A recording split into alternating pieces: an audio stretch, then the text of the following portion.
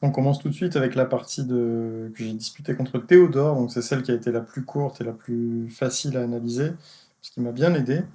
Donc j'ai essayé d'en finir vite parce qu'à 6, je me suis dit au cas où peut-être des parties duraient un peu trop longtemps, je vais avoir du mal à terminer l'exercice. Donc j'ai essayé d'envoyer tout de suite avec Dame H5 le coup du berger parce que Théodore était dans le groupe des petits, on avait vu ça en cours, je me suis dit en même temps ça va permettre de tester si sait réagir. Et malheureusement pour moi, il a su réagir. Cavalier C6, il défend le pion E5 qui était attaqué. Il défend également le pion F7 avec le roi, donc il n'y a pas d'urgence, faut pas paniquer contre ce début-là. Je continue à essayer de terminer très vite fou C4. Donc là je menace tout de suite Dame prend F7 échec et mat. Il joue G6 pour chasser la dame et couper la menace de mat. Dame F3, je remenace mat, je harcèle le pion F7. Cavalier F6. Et là, il a craqué. J'ai joué Dame B3. Je remenace une nouvelle fois le pion F7. Et là, il a oublié, il s'est déconcentré, il a joué trop vite. Il a joué cavalier B4. Et là, c'est le début de la fin, très vite. Fou prend F7, échec. Le roi n'a pas le choix, il doit monter. Dame prend B4, échec. Encore une fois, le roi, pas trop de cases, donc roi prend fou. Dame C4, échec. Roi E8. Et là, si on fait le bilan, ben, on voit que en fait, j'ai gagné un pion, j'ai déroqué le roi des noirs, j'ai le centre, j'ai une superposition avec les blancs. Le plus dur est fait, maintenant il n'y a plus qu'à terminer la partie. Cavalier F3, je me développe, D6, cavalier C3, fou G4, les noirs se développent à leur tour, et cavalier G5, je continue à menacer mat, dame E7 pour défendre, H3, fou H5 et G4. Là, c'était un peu le coup de trop pour Théodore qui a joué cavalier G8. Comme ça, son idée, c'est que si je mange le fou, il se venge sur cette pièce. Mais quand j'ai joué D3, il a jeté l'éponge, il a abandonné puisqu'il perd à nouveau une pièce. Sa position est catastrophique. Il y a cavalier E6 qui va arriver aussi. Donc bon, il a préféré jeter l'éponge. Ça me faisait déjà un adversaire en moins. Et on passe tout de suite à la deuxième partie. On passe à la deuxième partie qui a été relativement facile à gagner aussi, qui était contre Emmanuel, qui m'a bien aidé également, puisque c'était une défense des deux cavaliers, comme ça, cavalier F6. Et donc, sur les parties à l'aveugle, ben, c'est soit, entre guillemets, une stratégie d'essayer d'y aller à fond, de gagner très vite pour enlever des échiquiers, soit essayer d'amener des positions plutôt stables, plutôt simples pour garder le contrôle. Là, il se trouve que je me suis dit qu'il allait craquer très vite, et ça n'a pas raté, puisque sur cavalier G5, c'est ce qu'on appelle la défense des deux cavaliers, les noirs doivent jouer, sont plus ou moins obligés de jouer D5 en fait. Ici, lui, il a joué Dame E7. Donc ça fait plutôt mes affaires, puisqu'après cavalier prend F7, j'attaque la tour doit bouger. Donc les noirs ont déjà un pion de moins, un gros embouteillage, des problèmes de développement, et en plus ils vont avoir du mal à roquer, à mettre le roi à l'abri. Et il a joué D5 seulement maintenant, quand je suis reparti avec le cavalier, puisque la tour était en l'air. Et donc là-dessus, pion prend D5, cavalier G4. Et mine de rien, c'est pas si facile de voir ces positions-là, de se les représenter. Pion prend C6, et là il a joué Dame C5, il a essayé de me la faire à l'envers en menaçant mat ici en F2. Il aurait mieux fait sans doute de récupérer la pièce, mais bon, Dame C5, c'est vrai qu'il y avait une chance que je le rate, mais j'ai essayé de me poser la question de faut toujours se demander pourquoi est-ce que l'adversaire joue un coup qui nous surprend.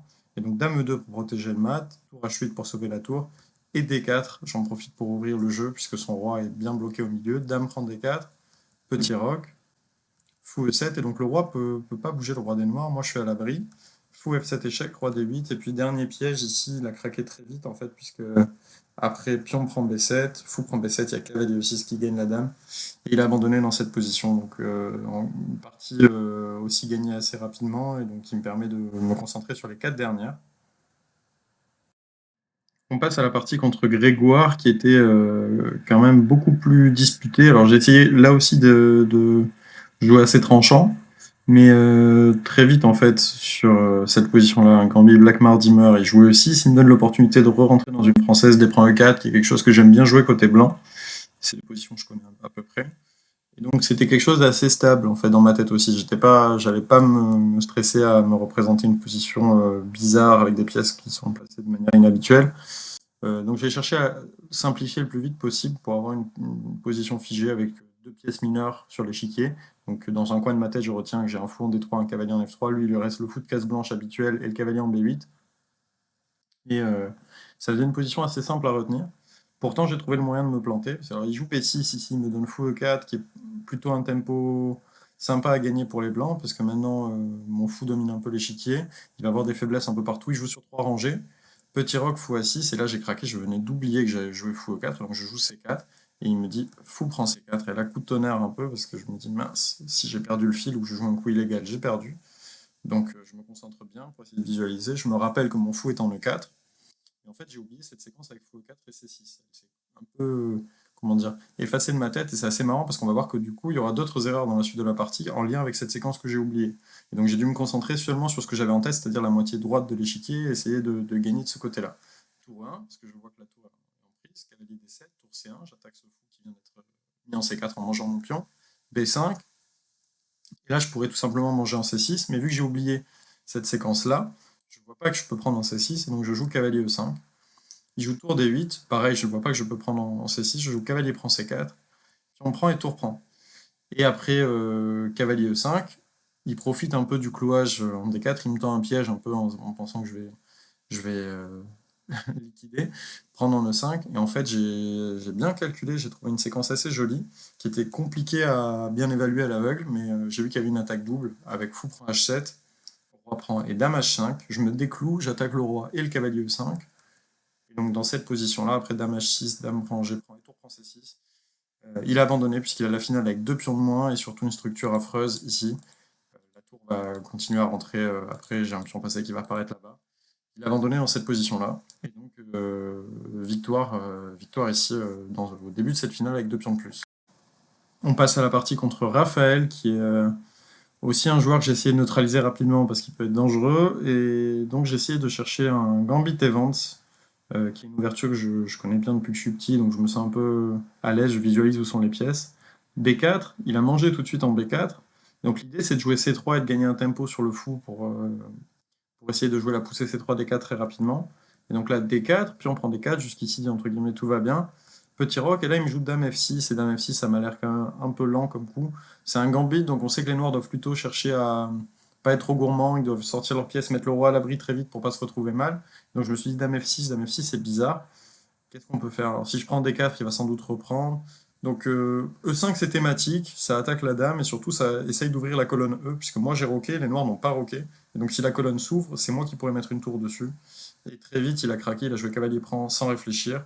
Et après cavalier prend, tour 1, dame prend et dame prend échec. Il a abandonné avec la dame de moins dans cette position-là. Il n'y a pas grand-chose à faire en vrai. Ici le roi va continuer à se faire attaquer, il y a plus de matériel pour les blancs. Ça paraît compliqué, cette position-là. Ça paraît très compliqué pour les noirs.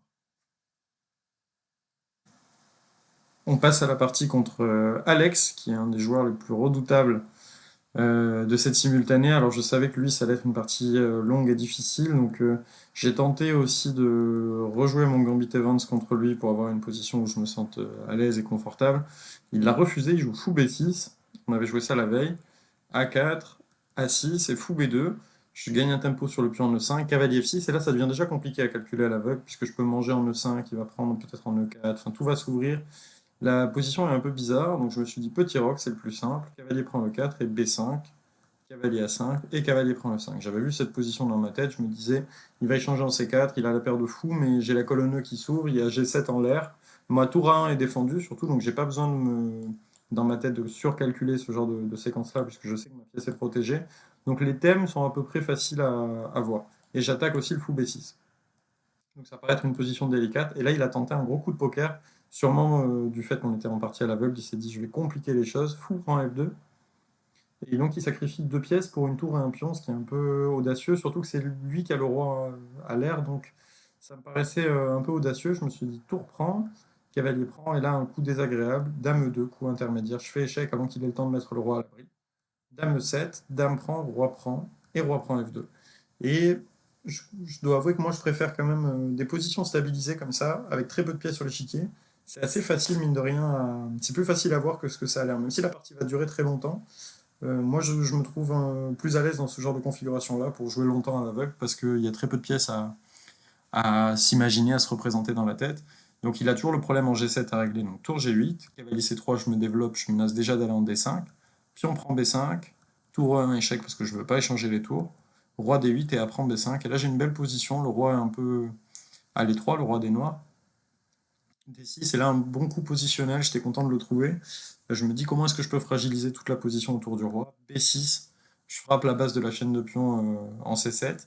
Et donc là, c'est déjà pas évident pour les noirs. Il a joué fou E6 avec gain de temps. pion prend C7 échec, roi prend C7 et cavalier B5 échec. J'ai pile le temps de. J'ai pas besoin de m'occuper de mon cavalier C4 puisque je gagne des tempos sur le roi en C7, roi C6, échec à nouveau. Et là, je menace de m'occuper du fou en E6 qui m'embête. Et en fait, il a joué roi D5 trop vite et il a raté cavalier B6 échec. Et il a abandonné sur cette fourchette-là.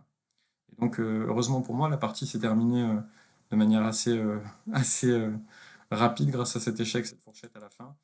Je sentais qu'avec la position du rang D5, il y a des thèmes dans tous les sens et j'avais fragilisé avant la position. Il n'y avait plus de pion C7 qui contrôlait B6, donc voilà, c'était assez facile à voir. On va passer à la partie suivante. On passe à la toute dernière partie qui était celle contre Antoine, qui est sans doute le joueur le mieux classé avec un elo autour de 1500. Et donc, fallait faire attention. J'ai rejoué ce Gambit pour essayer d'en découdre rapidement. Et en fait, il jouait à deux en consultation avec un ami à lui. Et il s'est dit qu'il allait essayer de me surprendre et de m'amener une position incohérente pour gagner. Parce que c'était la troisième partie qu'on faisait tous les deux à l'aveugle et que les autres stratégies n'avaient pas payé pour lui. Et donc là, il s'est dit, je vais jouer E3. Et quand j'ai joué G4 ici pour chasser le fou, il a joué fou prend G4 en essayant d'amener une position absurde pour me perdre. C'est une stratégie qui peut payer, mais bon, si on est bien réveillé, a priori, il n'y a pas de raison que ça fonctionne. Dame C8, fou E2, je protège mon pion en G4. Il joue cavalier C6, je récupère mon pion en E3. Et là, j'ai juste une pièce d'avance, en fait. Il joue A5, je joue G5 pour chasser le cavalier. Cavalier G8. Et là, il commence à reculer. Donc, cavalier F3, je développe mes pièces. Cavalier D8, autre coup absurde pour essayer de me faire perdre le fil. Donc, dame D2, tout simplement, je vais mettre mon roi du grand côté, puisque je me souviens que du petit côté, il y a des trous partout. Je veux pas donner dame G4 échec sur petit roc. Donc, je me contente juste de préparer le grand roc.